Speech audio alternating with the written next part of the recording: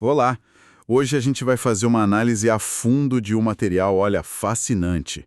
É um relato de mais de 2000 anos. Está lá no livro de Neemias, capítulo 5.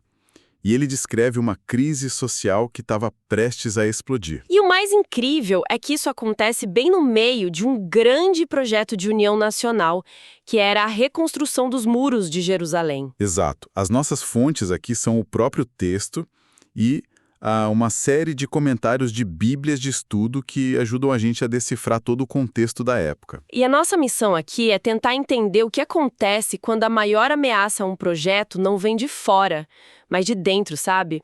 É uma história sobre como a exploração econômica entre o mesmo povo pode, assim, corroer o tecido social de um jeito devastador. E principalmente sobre como um líder lida com uma crise que expõe a hipocrisia dos mais poderosos. Isso. Bom, então o cenário é esse.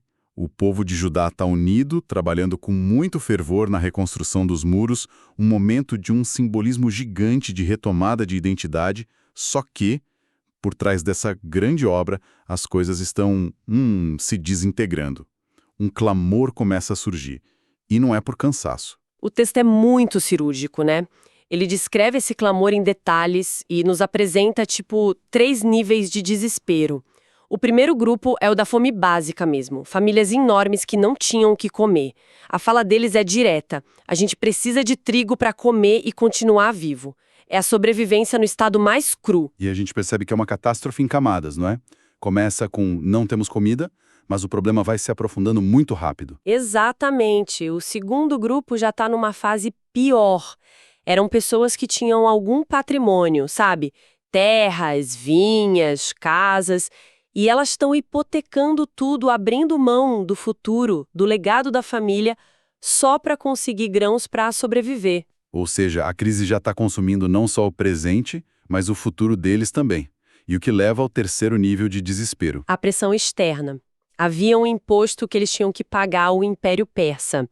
Então, eles precisavam de dinheiro não só para comer, mas para cumprir essa obrigação fiscal. E para conseguir esse dinheiro tinham que pegar empréstimos. Tinham, e o problema é, quem estava emprestando? Os seus próprios compatriotas mais ricos, imagino. Precisamente. E olha, não era um empréstimo solidário, era agiotagem.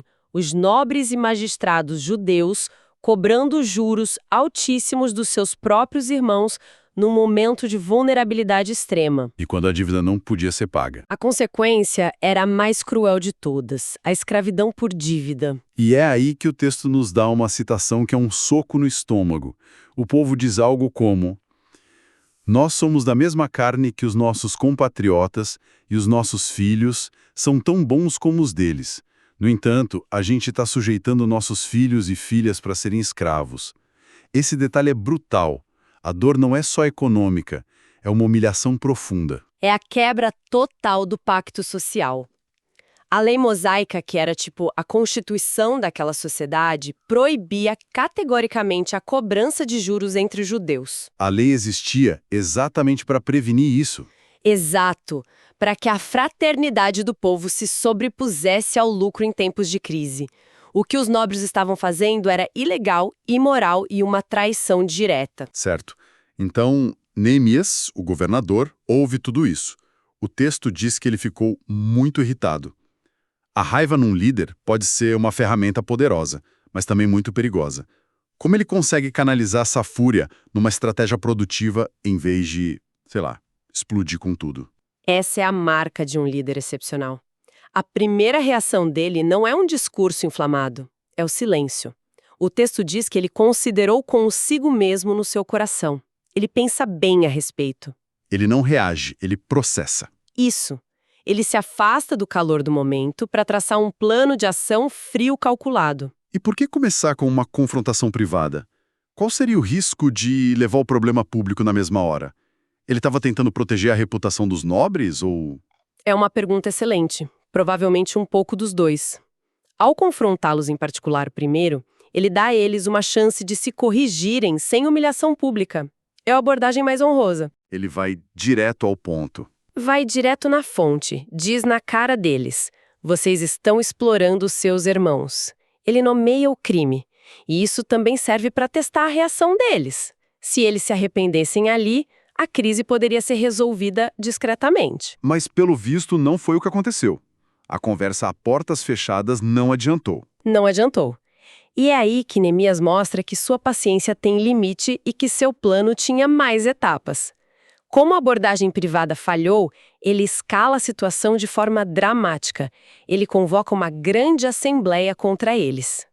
Então ele transforma um escândalo de bastidor numa crise pública nacional. Exatamente. A pressão sobre os nobres e magistrados se multiplica por 1000. Agora eles teriam que responder não a Neemias, mas a todo o povo que eles estavam explorando. E nessa assembleia, ele não usa só a pressão da multidão. Ele constrói um argumento que é simplesmente demolidor. Ele encurrala os nobres com a própria hipocrisia deles. É um argumento brilhante na sua simplicidade. Ele diz, e a citação é poderosa: "Nós, com todo o nosso esforço, resgatamos os nossos compatriotas judeus que foram vendidos a estrangeiros. E agora vocês mesmos estão vendendo seus compatriotas para que a gente tenha que comprá-los de volta?" É um checkmate moral. Uau! Ele expõe uma contradição absurda. É como dizer, a gente se esforça para tirar água do barco com um balde enquanto vocês estão abrindo um buraco no casco.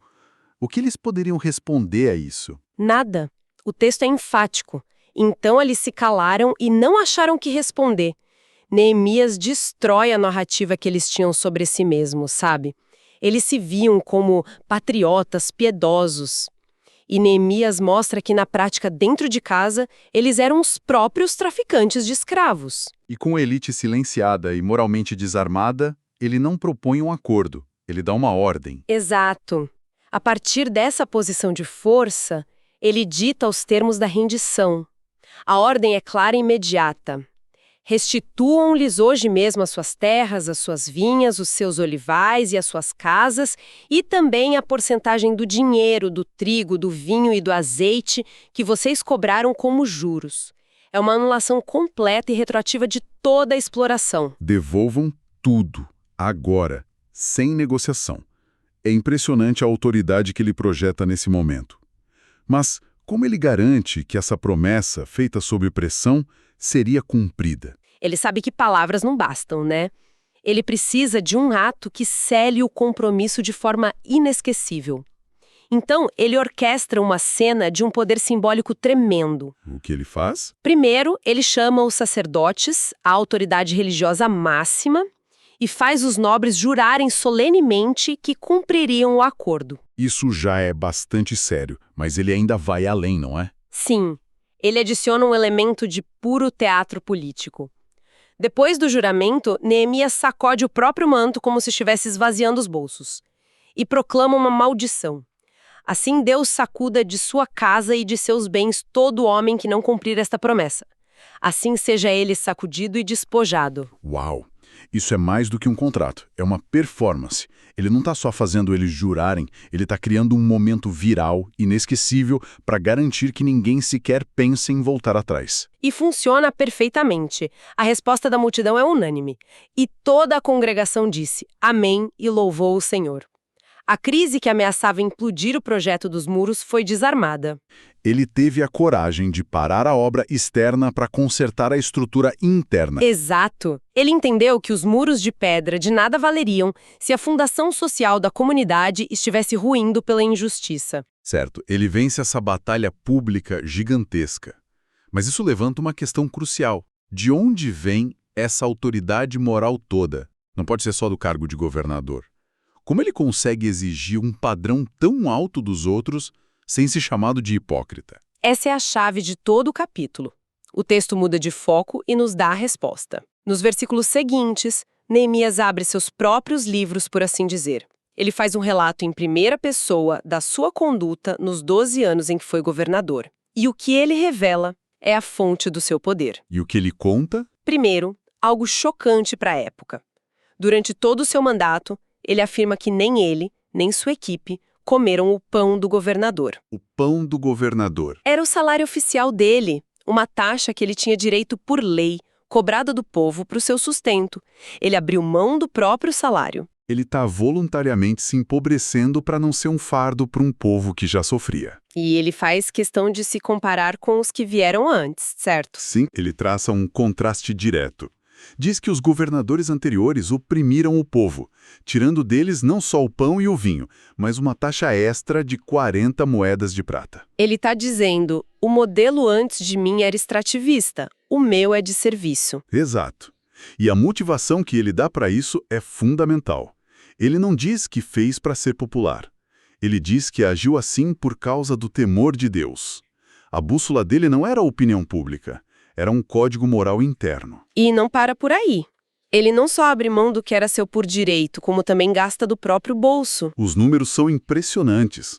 Ele relata que sustentava diariamente à sua mesa 150 homens com seus próprios recursos. 150? Sim. E ele detalha o cardápio, um boi, 6 ovelhas de primeira, muitas aves, tudo pago por ele. E ele conclui, apesar de tudo isso, não exigiu o pão devido ao governador, pois a carga sobre este povo já era pesada.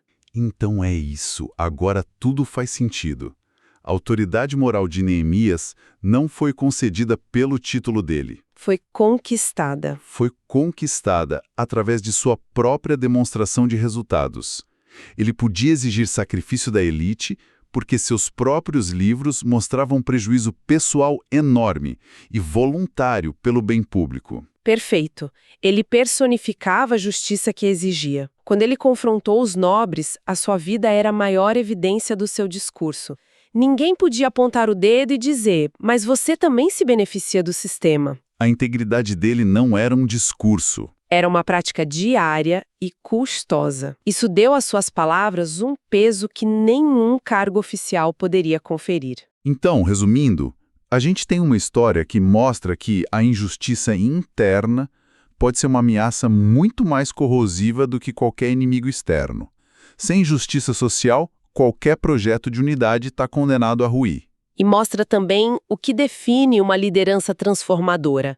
A capacidade de ouvir os vulneráveis, a coragem de confrontar os interesses dos poderosos e, acima de tudo, a disposição de viver segundo o padrão que se exige dos outros. É o poder do exemplo, que parece ser a forma mais potente e rara de liderança. A integridade pessoal dele foi o verdadeiro alicerce sobre o qual ele reconstruiu não só os muros físicos de Jerusalém, mas a fibra moral da própria nação. O que nos deixa com uma reflexão final que vem da oração com que Neemias encerra o capítulo.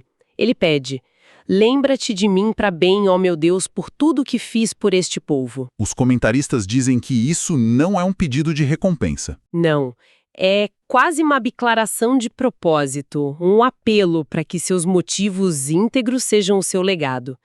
E isso levanta uma questão para a gente pensar, né? Em um mundo que tão frequentemente mede o sucesso pelo ganho pessoal, pelo poder, pela riqueza, o que realmente motiva uma liderança a sacrificar o próprio privilégio pelo bem comum? E de que forma um forte código moral, seja ele o temor a Deus ou outra convicção profunda, pode ser a única base real para uma governança que serve em vez de ser servida.